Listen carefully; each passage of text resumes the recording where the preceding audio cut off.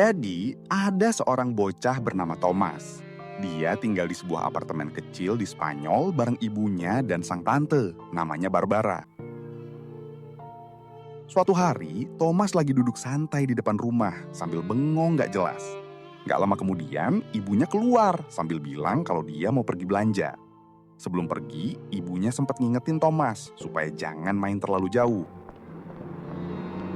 Nah, begitu ibunya benar-benar pergi, Thomas langsung berubah semangat banget dan buru-buru masuk ke dalam rumah. Rumah yang lagi sepi itu malah bikin dia kepikiran macem-macem. Diam-diam dia mendekati kamar Barbara, lalu mengintip lewat lubang pintu. Di sisi lain, Barbara yang ada di dalam kamar baru aja rebahan dan pengen tidur siang. Tapi sebelum tidur, dia ganti pakaian dulu. Lucunya, Barbara sebenarnya sadar kalau ada yang lagi ngintip dari luar. Tapi bukannya marah, dia malah pura-pura nggak tahu dan sengaja bikin Thomas makin penasaran. Kalian pasti ngerti sendiri maksudnya. Tiba-tiba, Barbara langsung bergerak cepat ke arah pintu. Thomas yang kaget setengah mati langsung panik dan buru-buru kabur dari sana. Setelah itu, Thomas memilih jalan-jalan sendirian keliling kota buat ngilangin rasa gugupnya tadi. Bocah ini memang lumayan bandel. Di tengah jalan aja, dia sempat coba buka pintu mobil yang lagi parkir, walaupun akhirnya gagal juga. Nggak lama kemudian, dia mampir ke tempat proyek pembangunan yang lagi rame. Banyak orang berdiri di sana sambil lihat alat-alat berat bekerja.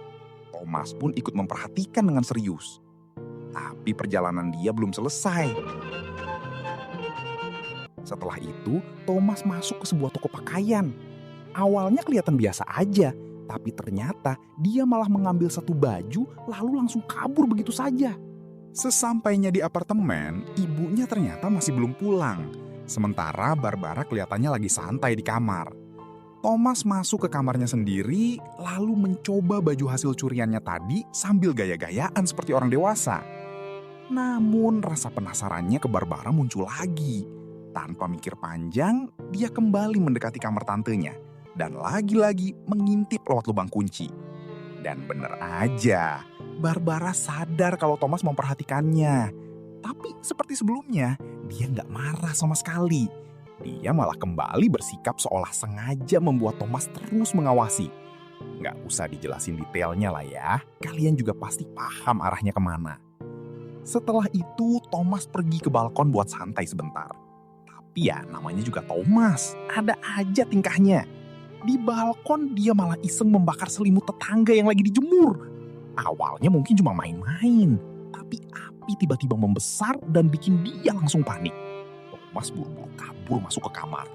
Untungnya ada seseorang yang melihat asapnya dan langsung memadamkan api itu sebelum makin parah.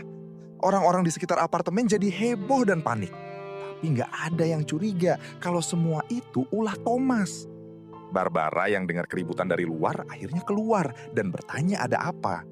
Di saat yang sama, dia melihat Thomas dan langsung sadar kalau bocah itu pasti terlibat. Barbara pun memarahinya dan menyuruh Thomas keluar jalan-jalan lagi.